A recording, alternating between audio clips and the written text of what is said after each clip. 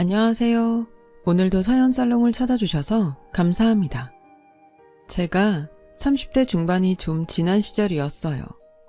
막 결혼한 새댁이었던 저는 지방에서 대대로 농사를 크게 지어온 농사꾼 집안의 둘째 며느리였어요.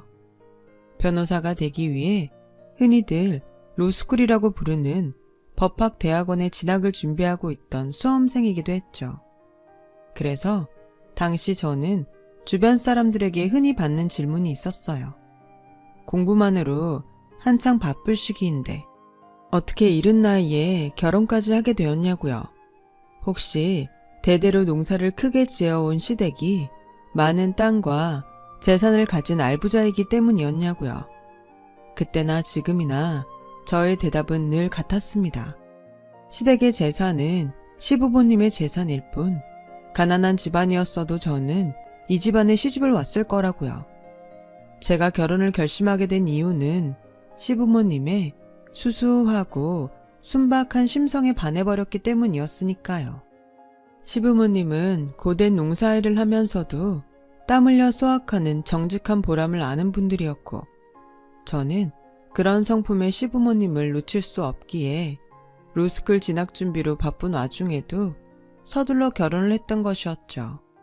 결혼 직후 지방에 있는 시댁에서 시부모님과 함께 살면서 저는 한동안 무척이나 행복한 날들을 보냈어요.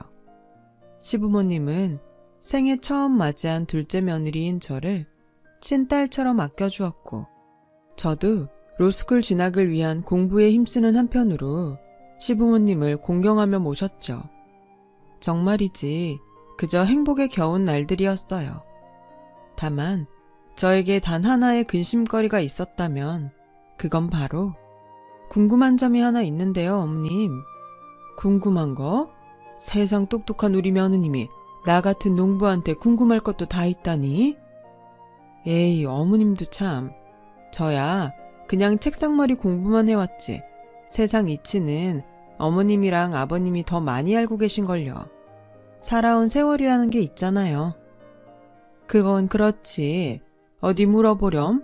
내가 해결해 줄 수 있는 궁금증이면 좋겠구나. 남편이 그러더라고요. 저희가 결혼하기 몇 해 전에 아버님이 큰 수술을 받은 적이 있다고요. 그 양반이 뇌출혈로 쓰러진 적이 있긴 있었지. 뇌출혈이요? 너무 신경 쓰지 않아도 된단다. 그때 수술이 아주 잘 돼서 지금은 저렇게 멀쩡하잖니. 농사일이다 뭐다 새참으로 막걸리도 한 잔씩 해가면서. 수술이 잘 되었다니 다행이긴 한데 그래도 전 좀 걱정이네요. 뭐가? 아버님 연세도 있으신데 뇌출혈이 재발하지 않으리라는 보장은 없고 그런 상황에서 힘든 농사일을 한사코 노려들지 않는 게 저는 자꾸 마음에 걸리네요. 본인이 좋아서 하겠다는 일을 우리가 무슨 재주로 말리겠니?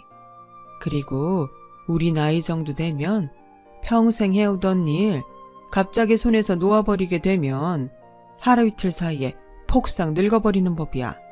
그게 세상 술리고 이칠한다. 아무래도 그렇겠죠? 그래도 새참으로 드시는 막걸리는 줄였음 싶어요. 건강 생각해서라도.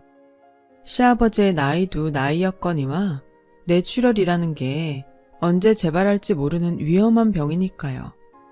그래서 저는 행여 시아버지의 건강에 이상이라도 생기지 않을까 늘 노심초사 챙겼죠. 그러던 어느 날 시댁 상황이 이상하게 돌아가기 시작했어요. 그 이상한 불화의 씨앗은 시댁이 있는 지역에 말단 공무원 하나가 맏며느리로 들어오면서부터 시작되었죠. 상견례 날 처음 마주한 그 사람은 시부모님에게는 맏며느리이자 저에게는 큰 동서 될 여자였어요. 첫인상이 뭐랄까 묘하게 떨떠름하고 쎄한 느낌이라고 할까요? 아무튼 큰 동서를 처음 본 저는 무언가 괜히 막 불안했어요. 마치 미래에 벌어질 흉사를 미리 예견한 점쟁이처럼 말이죠. 아니나 다를까 상견례를 마친 큰동서가 저에게 은밀하게 묻더라고요.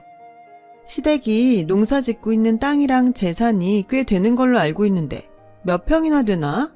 재산은 얼마나 되고? 글쎄요. 전 모르겠는데요. 거짓말. 시부모님이랑 같이 살면서 어떻게 그걸 몰라? 시댁 재산에는 크게 관심을 둔 적이 없으니까 모를 수밖에요. 시부모님이 어딘가 많이 아프셔서 저의 도움을 필요로 하는 상황이라면야 당연히 관리 차원에서라도 관심을 가져야 하겠지만 지금은 두 분 다 정정하시잖아요? 엄연히 시부모님 두 분의 재산이고 두 분 다 건강하신데 며느리인 제가 굳이 나서서 시댁 재산에 눈길을 두는 건 무례한 행동이고요. 건강하기는 시아버님 쪽이 뇌출혈 병력 있다던데 수술도 크게 받았고 그래서 제가 열심히 관리해드리고 있으니까 너무 걱정은 말죠, 형님. 아, 참. 걱정이 맞기는 한 거죠? 무슨 소리야? 상견례 끝나기가 무섭게 시댁 재산을 묻지를 않나. 그것도 은밀하게. 그리고 시아버님이 당장이라도 돌아가실 사람처럼 이야기를 하지를 않나. 그런 행동들을 하는 저희가 궁금해서요. 그냥 뭐 어쨌든 내가 이 집안의 맏며느리가 될 예정이니까 저도 그냥 그랬으면 좋겠네요. 시부모님 두 분 모두 멀쩡히 살아계시는데 벌써부터 유산이니 어쩌니 하는 욕심 같은 건 품지 않았으면 좋겠다는 말이었어요. 새 시댁 식구로 손윗사람인 큰 동서가 들어온다니 괜히 텃세나 한번 부려보자는 심산 아니었냐고요? 전혀요. 상견례가 끝나기 무섭게 저를 으슥한 곳으로 불러내놓고는 시댁의 재산을 무슨 작당 모의하듯 은밀하게 캐묻는 큰 동서의 행동은 누가 봐도 의심스러운 행동이었고 그래서 제 입장에서도 형님을 걱정하지 않을 수가 없는 상황이었어요. 또 그래서 일종의 예방접종 차원에서 형님에게 경고를 했을 뿐이었고요. 시댁의 재산을 두고 헛된 욕심 따위 부리지 말라는 경고 말이죠. 그날의 경고가 제대로 먹혀들었던 덕분일까요? 형님은 결혼 후 한동안은 잠잠하게 지내더라고요. 하지만 형님의 남편인 아주버님이 해외 지사의 5년짜리 장기 파견 근무를 떠나던 바로 그 순간부터 형님의 이상한 행동이 다시 시작되었어요. 저기요 형님, 대체 무슨 생각인 거죠? 다짜고짜 뭐가? 왜? 발뺌하지 마세요. 시부모님한테 이야기 다 듣고 온 참이니까. 대체 무슨 생각으로 멀쩡히 금슬 좋은 시부모님한테 이혼을 부추기는 거냐고요. 아, 그거 진짜 별거 아닌데? 이혼이 별거 아니라뇨. 동서는 눈먼 나랏돈이 꽤 많다는 얘기 들어본 적 없나 봐? 그 눈먼 나랏돈 이 핑계 저 핑계 대가면서 쏙쏙 빼먹고 사는 사람들이 얼마나 많은지도 모르는 모양이고 하기사 평생 공부만 하면서 살아온 샌님이 뭘 알겠냐마는. 그러는 형님이야말로 나랏니라는 공무원이 이래도 되는 건가요? 공무원이 시부모님 위장이혼 시켜놓고 기초생활지원금 받아먹어도 되는 거냐고요. 나랏니라는 공무원이니까 나랏일 돌아가는 걸 누구보다 잘 아니까 그래서 이러는 건데? 그니까 그게 공무원 입에서 나올 소리냐고요. 시부모님 위장이혼 시키고 기초생활지원금 타먹겠다는 건 부당수급이고 부당수급은 엄연히 불법인데 불법이면 좀 어때? 솔직히 그렇잖아? 시댁 재산을 전부 시아버지 앞으로 돌려놓고 시부모님 위장 이혼시키면 시어머니 앞으로 잡혀있는 재산이 한 푼도 없으니까 기초생활지원금을 꽁으로 먹을 수 있는데 그런 기초생활지원금을 안 빼먹을 사람이 어딨다고?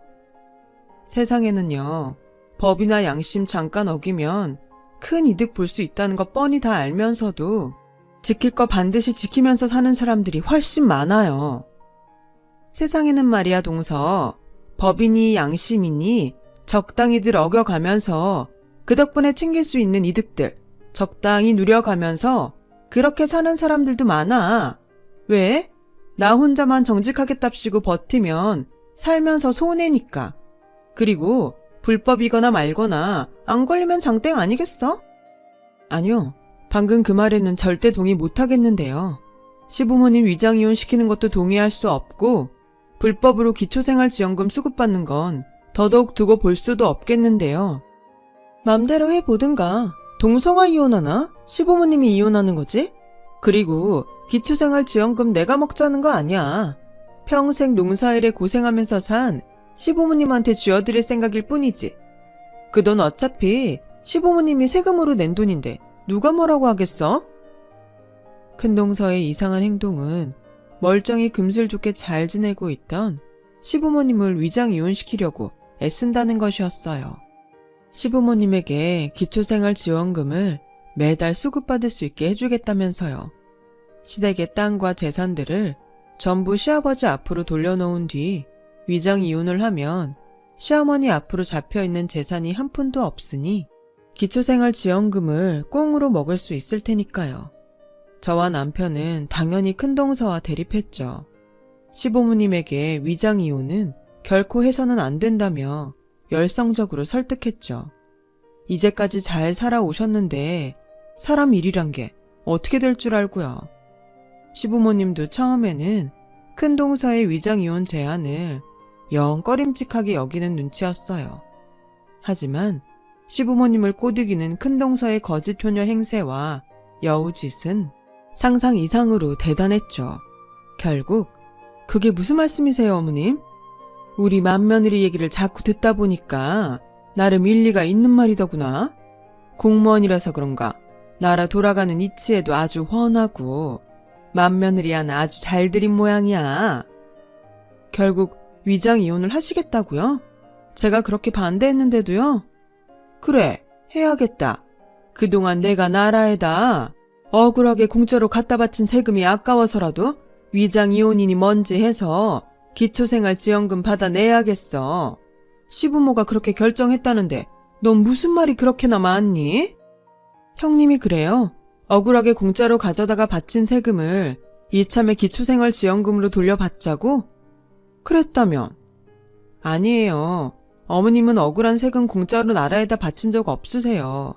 그동안 어머님이 낸 세금으로 우리 식구들이 국가로부터 많은 혜택을 받으면서 살아왔죠.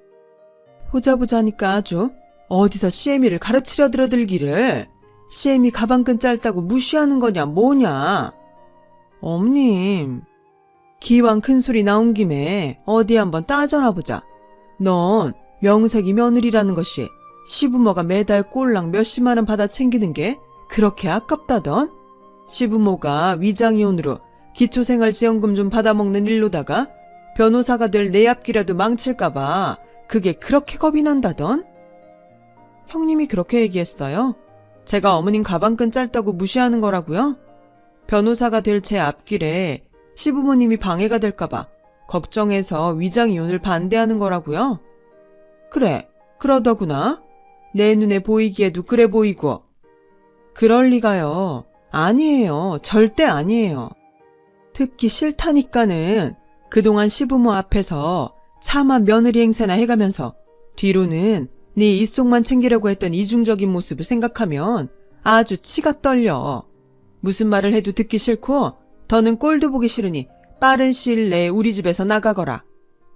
지금 그 말씀은 저희를 분가시키겠다는 얘긴가요? 변호사 된다는 사람이 이렇게 말기가 어두워서야 너랑 작은 아들 없는 자식인 셈 치겠다는 얘기다. 크게 역정을 낸 시어머니는 설득을 포기하지 않는 저희 부부를 외면하며 돌아섰어요. 시아버지도 마찬가지였고요. 너무 속이 상하더라고요. 불려시 큰동서가 시부모님에게 저희 부부를 얼마나 이간질시켰으면 그 사람 좋던 시부모님이 저렇게 돌변하셨을까 싶어서요. 어떤 말로 이간질을 놓았을지는 아주 뻔한 얘기였죠. 저희 부부가 시부모님의 가방끈이 짧다며 무시하는 거라고 했겠죠. 저와 남편은 오직 우리 부부의 앞날만을 위해 시부모님을 깔아뭉개려 드는 아주 몹쓸 불효자라고도 했겠죠. 정작 제일 몹쓸 불효자는 불려시 큰동서 본인이면서요. 그렇게 시부모님이 저희 부부에게 처음으로 등을 돌리던 날, 저희 부부는 뼈를 깎는 심정으로 서울로 분가해 나오기로 결정했어요. 뇌출혈 병력과 수술 이력이 있는 시아버지의 건강이 무엇보다 가장 중요했고 걱정이었거든요. 시부모님과 계속 얼굴을 맞대고 살면서 불려시 큰동서로 인한 오해를 바로잡자면 반드시 많은 노력과 이야기들이 오고 가야 할 텐데 그 과정에서 내추럴 병력이 있는 시아버지의 혈압이 문제가 되지 않으리라는 보장이 없었으니까요. 저희 부부는 당장은 오해가 억울할지라도 일단 시아버지의 건강을 우선순위로 두자는 결심을 했습니다. 그래서 결심한 분가였어요. 시간이 조금 지난 뒤 저희 부부를 향한 시부모님의 감정이 조금이라도 누그러질 때 형님으로 인한 오해는 그때가 오기만을 천천히 기다렸다가 시부모님에게 조금이라도 충격이 덜한 방법으로 풀어내기 위해서요. 그로부터 약 3년 뒤 저는 마침내 꿈에 그리던 변호사가 되었어요. 결국 로스쿨에 합격했고 끝내 순조롭게 졸업까지 마칠 수 있었던 덕분이었죠. 변호사가 된 저는 어려움에 처한 사람들을 돕는 일에 힘을 많이 쏟았어요. 저희 도움을 필요로 하는 사람들의 거의 전부는 억울한 피해자들이었죠. 그렇게 억울한 피해자들의 구제를 위해 최선을 다하던 작년 어느 여름날 덜컥 비보가 전해졌어요. 깊은 새벽까지 사무실에 남아 소송 준비에 여념이 없던 저를 찾아온 남편으로부터 전해진 비보는 미안한데 여보, 지금 진행 중인 재판들 잠깐 미룰 수 있지 않을까? 특별한 사유가 있다면 법원에 기일 연기 신청할 수 있어. 근데 갑자기 왜? 그게 무슨 일인데, 응? 아버지가 하는 말만을 망연자실하니 반복하는 남편의 모습을 보며 저의 가슴도 내려앉았어요. 제발 저의 짐작과 같은 일만은 벌어지지 않았기를. 아버지가 위독하시다네. 나도 방금 연락받았어. 당신이 그렇게 걱정했던 뇌출혈이 재발하셨다더라. 알았으니까 정신 차리고 내 말 잘 들어. 아직 돌아가신 건 아니라는 얘기잖아. 그치? 그러니까 벌써부터 슬퍼하고 그러지 마. 아주버님 외국에 계시는 지금에는 당신이 집안 기둥이야. 내 말 이해하지? 저는 남편의 마음을 다잡아가며 시아버지가 중환자실에 있다는 시댁 근처의 병원으로 급히 향했어요.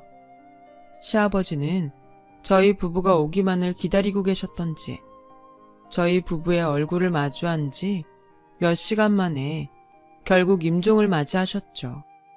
형님은 시아버지의 임종부터 발인이 끝나기까지 코빼기조차 보이질 않았어요. 해외 장기 출장을 나가 있던 아주버님이야 결국 어쩔 수 없이 귀국을 못했다는 사정이야 충분히 이해가 되었지만 큰동서는 아니었다고요. 한 동네에 사는 맏며느리가 심지어 상주된 입장인 자가 장례가 다 끝나도록 코빼기조차 비추지 않는 건 분명 선을 넘은 행동인 거죠. 더 기가 막히고 치가 떨리는 건 장례가 끝나고 며칠씩이나 지나고 나서야 변호사를 대동하고 시댁에 나타난 맏며느리가 시어머니 앞에 내어놓은 첫 마디였어요. 장례 치르느라 고생 많으셨습니다. 근데 뭐 슬픈 건 슬픈 거고 절차는 절차니까. 단도직입적으로 말하죠. 이 집에서 언제까지 나가주실 수 있나요, 어머님? 최대한 빠른 시일 내였으면 좋겠는데. 큰동서의 첫마디에 저희 남편과 시어머니가 어리둥절해하는 찰나 순간 아차 생각난 구석이 있던 제가 시어머니에게 물었어요. 어머님, 혹시 3년 전에 형님이 시키는 대로 시아버님이랑 위정이혼 하셨나요? 그때 그랬었지.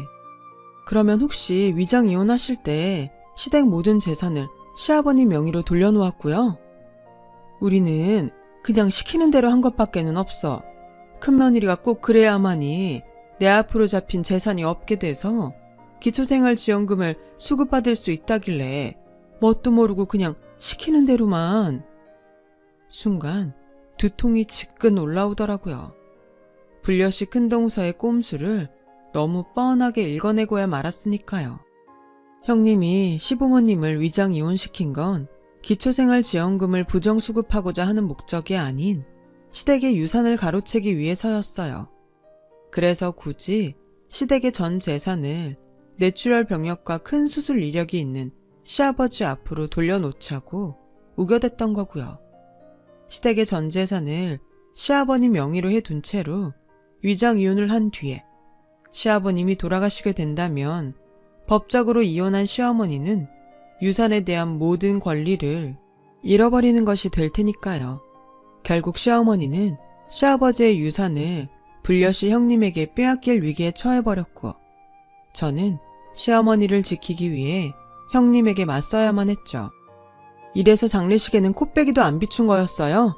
시어머니와 위장 이혼을 한 시아버지가 돌아가시는 순간 유산을 갈취하려고 했던 목표는 이미 다 이루었으니까 그래서 변호사를 대동하고 나타난 거고요.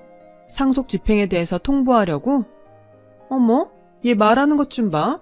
누가 들으면 변호사라도 된 줄 알겠어? 형님, 아니 이봐요.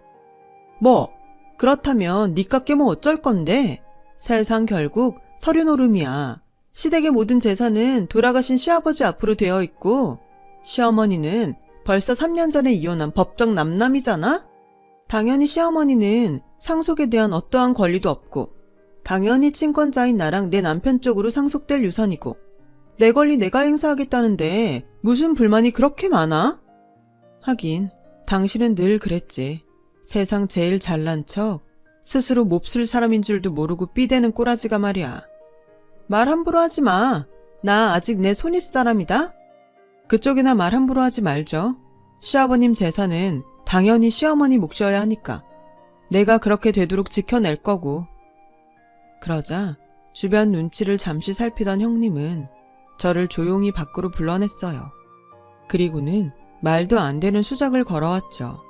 시아버지의 유산을 큰동서 본인이 다 가져가는 것이 그렇게 정 억울하면 저와 큰동서 둘이서 반반씩 나눠 갖는 게 어떻겠냐는 수작이었어요. 속셈이야 훤했죠. 저희 남편도 돌아가신 시아버지의 아들이자 친권자 그리고 상속권자였으니까요. 큰동서는 괜한 법정 다툼으로 상속에 지장이 생기느니 차라리 저희 부부의 지분만큼 나누어 줌으로써 장장 3년여에 걸친 유산 갈취 작전을 마무리 지을 생각이었어요. 하지만 저는 당연히 딱 잘라 거절했어요. 거절하는 한편으로 저의 명함을 건네며 사무적인 말투로 선전포고를 날렸어요. 하늘 법무법인 소속 변호사입니다. 시어머님, 그러니까 유복희 여사님의 법적 대리인이기도 하고요. 뭐야? 동서 진짜 변호사 된 거야? 어디서 주워온 변호사 명함 아니고? 진짜인지 아닌지는 법정에서 보면 알게 되겠죠. 당신에게 돌아가신 시아버지의 유산에 대해 어떤 권리가 주어질지 또한 법정에서 보면 알게 될 일이고 그럼 공판 기일에 뵙겠습니다. 시아버지가 남긴 거액의 유산을 두고 저와 불려시 큰동서는 그렇게 법정 공방을 시작했고 오래지 않아 유산의 거취에 대한 판결이 내려지던 공판날에서야 저희는 다시 만났어요. 시부모님이 3년 전에 이혼한 사이라는 증거를 가지고 있는 큰동서는 무척이나 의기양양한 눈치였지만 저에게도 비장의 카드는 있었죠. 그 비장의 카드는 바로 존경하는 재판장님, 본 변호인은 고인과 유복희 여사의 이혼이 당사자 간의 자유의사를 심각하게 침해당한 채로 강요된 합의이며 당사자들에게는 이혼의 의사와 이혼 부부로 살아온 사실, 일체가 없음을 주장하는 바입니다. 이를 증명하는 증거로서 원고 측과 맏며느리인 피고인 사이에 지난 3년간 통화 녹취록의 일부를 제출합니다. 이 있습니다. 사전에 협의되지 않은 증거일 뿐더러 오늘 재판의 본질은 고인의 유산에 대한 상속 권리가 유복희 여사에게 있느냐 없느냐를 따지는 것이지 3년 전 노부부의 이혼에 대하여 다루는 재판은 아니기 때문입니다. 아닙니다. 본 변호인의 주장은 노부부의 이혼이 무효임을 밝히는 동시에 이혼이 무효이니만큼 고인의 유산에 대한 제1상속권자는 맏며느리인 피고인이 아닌 유복희 여사라는 주장입니다. 따라서 지난 3년간 원고 측과 피고인의 통화 녹취록을 증거로 채택하기를 바랍니다. 그러자 잠시 생각에 잠긴 판사님은 이내 제가 준비한 통화 녹취록을 증거로 채택했고, 제가 준비한 통화 녹취록이 재판장에 흘러나오기가 무섭게 불려시 큰 동서는 사색이 되고야 말았어요. 그 통화 녹취록은 큰 동서가 시부모님에게 위장 이혼을 종용하던 당시부터 꾸준하게 녹음되어 왔던 녹음 파일이었거든요. 당연히 통화 내용 중에는 시부모님에게 반드시 시댁의 전 재산을 시아버지 앞으로 돌려놓은 다음에 위장 이혼을 해야 한다며 반쯤 강요하는 큰 동서의 목소리가 고스란히 들어있었고, 덕분에 재판은 아주 싱겁게도 저희 승리로 돌아오나 싶었죠. 바로 그때 꼴에 공무원이랍시고 어디서 뭘 주워 듣긴 들었던 모양인지 불려시 큰 동서가 자기 측 변호사의 만류에도 불구하고 직접 큰 소리를 내더라고요. 이거 도청이잖아요. 도청은 불법이고 불법적으로 수집한 증거는 전부 무효고, 그러니까 지금 이 녹음 파일은 증거로 쓸 수 없어요. 그만하세요, 피고인. 불법 도청이 아니라는 증거도 준비했으니까.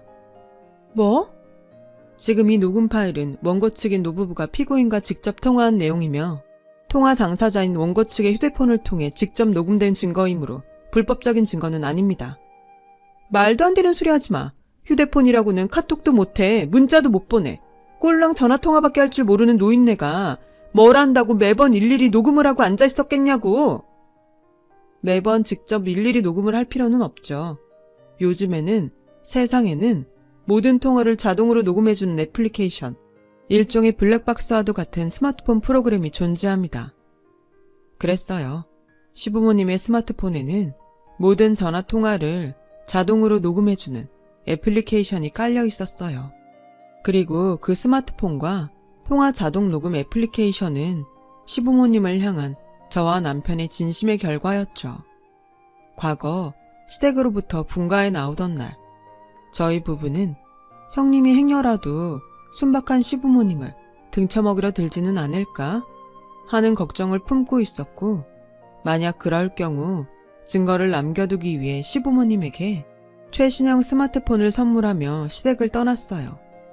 그 애플리케이션을 스마트폰에 설치해 둔 채로 말이죠. 사실 저와 남편 또한 그 애플리케이션을 까맣게 잊고 지내고 있었거든요. 큰동서와의 재판을 준비하던 도중에 기억이 났던 거예요. 증거로 가져올 수 있었던 거고요. 증거의 위력은 대단했어요. 법정이 시부모의 이혼이 당사자의 자유의사가 심각하게 침해된 채로 강요된 이혼이라는 저의 주장을 진정으로 인정했고, 그 결과 법원으로부터 이혼 취소 판결을 받아낸 시어머니는 시아버지와의 법적 부부관계를 수복했으며, 시아버지의 유산에 대한 최우선의 권리는 당연하게도 법적 배우자인 시어머니에게 돌아갔거든요. 무척이나 뿌듯하고 무척이나 싱거운 승리였죠. 그렇게 재판은 전적으로 저와 시어머니의 승리로 마무리되었지만 저는 거기서 끝낼 생각이 없었어요. 사랑하는 시부모님에게 흉악한 욕심을 들이밀었던 불려시 큰 동서가 법적 도덕적 응분의 대가를 치러야 옳다는 생각이었거든요. 그래서 재판에 승리하고 법정을 떠나며 그 여자에게 두 번째 선전포고를 날렸어요. 유감이네요. 장장 3년이 넘는 시간 동안 욕심을 부려왔던 유산을 한 푼도 가져갈 수 없게 되어서. 너 내가 이대로 가만히 있을 줄 알아? 두고 보자고. 마지막에 웃는 사람이 누군지. 그럽시다. 마지막에 웃는 사람이 누구일지 어디 두고 보자고요. 참고로 힌트 하나 주자면 이제 겨우 유산 관련 재판 하나 끝냈을 뿐이야. 이혼 소송은 아직 접수도 안 했고 공무원으로 계속 일할 수 있을런지 모르겠네. 지금 이 정도 부당행위면 공무원직 파면 충분히 당하고도 남을 테니까. 수포로 돌아간 유산 갈취로 인해 가뜩이나 분기에 차있던 그 여자가 악에 바쳐 악다구니를 쓰고 있는데 제가 연락해두었던 아주버님이 나타나셨어요. 자신이 외국에 있는 동안 큰동서가 벌였던 만행들을 전부 알게 된 시아주버님은 곧장 이혼 소송을 접수했어요. 그 이혼 소송의 시아주버님 측 법적 대리인, 변호사는 저였어요. 그제야 사태를 파악한 그 여자가 바지가랑이를 붙들고 한 번만 살려달라며 애걸복걸하거나 말거나 제가 이혼 소송을 접수하면서 불려시 그 여자와 악연은 종지부를 찍었답니다. 이혼 소송은 저의 예상 그대로 소송이라고 부르기도 민망할 만큼 아주 쉽게 끝이 났어요. 그토록 욕심을 냈던 시아버지의 유산을 한 푼도 가져가지 못했고 시아주버님에게 거액의 위자료를 포함한 이혼까지 당했을 뿐더러 공무원의 자격마저 파면당했거든요. 시어머니는 유산 관련 재판에서 승리하던 날 저와 저희 남편에게 한때나마 등을 돌렸던 일에 대해 진심으로 사과했어요. 저와 남편은 그런 시어머니를 꼭 끌어안아드렸고요. 그럼에도 시어머니는 한때나마 저희 부부에게 등을 돌렸던 일이 두고두고 죄스러운 모양인지 전보다 저를 훨씬 많이 아껴주세요. 그 은혜를 앞으로 어찌 다 갚아야 하나 싶을 만큼 사랑을 베풀어 주시죠. 그리고 저는 오늘도 변호사로서 최선을 다해 살아나가고 있어요.